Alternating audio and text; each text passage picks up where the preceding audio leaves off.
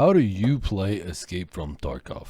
Ever since I started playing Escape from Tarkov a few years ago, I always wondered if there was some optimal way of playing the game, some sort of perfect approach to the game, to avoid dying and to survive and kill as much as possible. And no, I'm not talking about extra camping. You see these streamers and longtime EFT players with insane KDs and other stats, and you're wondering how you can achieve the same, to make it look so easy. So, what's the secret? Well, there isn't a secret. No, there really isn't. I mean, at least if we look past the super gamers with their insane RGB chairs and RGB gaming socks at least. And it also doesn't just come down to our spin on the game. Although I really think nobody's going to argue with the fact that more experience equals more skill in the long run, but let's look past that.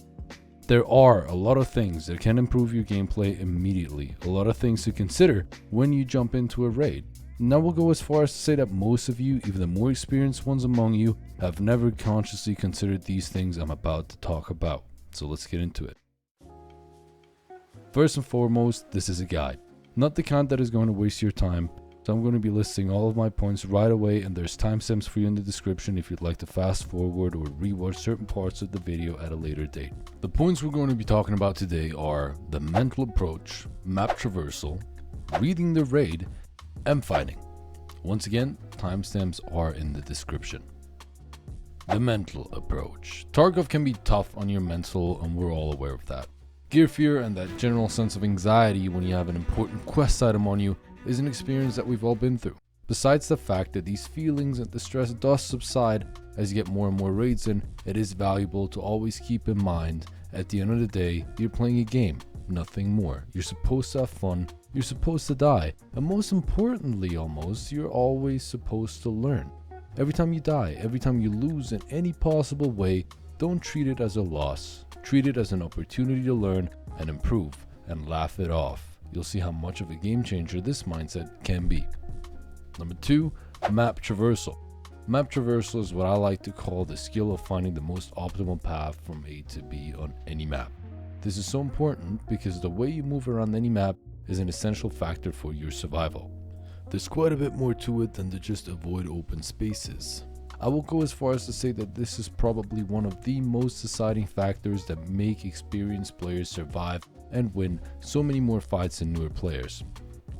There's a lot that goes into map traversal and is probably worthy of a standalone guide, so I will just get into the most important parts.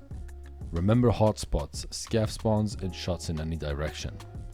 Continuously try to project and foresee player movements relative to those hotspots or shots you heard and move accordingly. Consider the raid timer and what that means for you and your current position. The earlier the raid, the more spread apart people will be. As the raid goes on, people will move in on one another at certain hotspots. Even later on, more player scavs will move in as well. That same sort of thinking goes for extracts and many other situations as well. Plan your movements as soon as you spawn as to not get distracted and in order to be as efficient as possible. Don't just walk around not knowing where to go and what to do. And lastly, consider other player spawns and their most likely movement within the first 10 minutes of a raid. Reading the raid. This aspect is obviously directly linked to map traversal, and most of the points I just talked about apply here as well.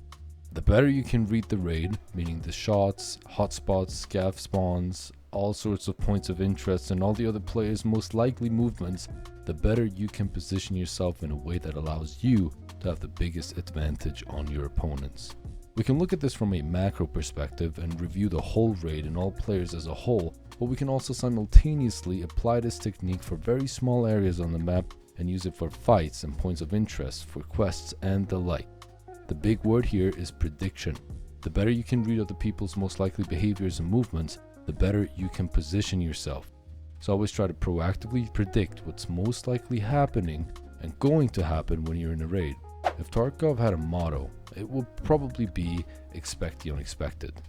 Or die, fuck you, suck, we go back to the lobby screen, scav, buckshot to the head eyes.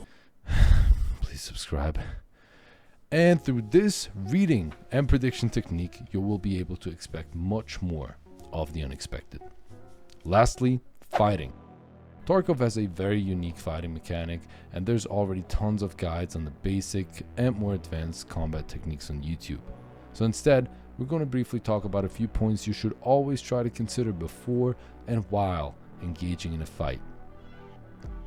Firstly, do you have to fight, and is the fight worth it?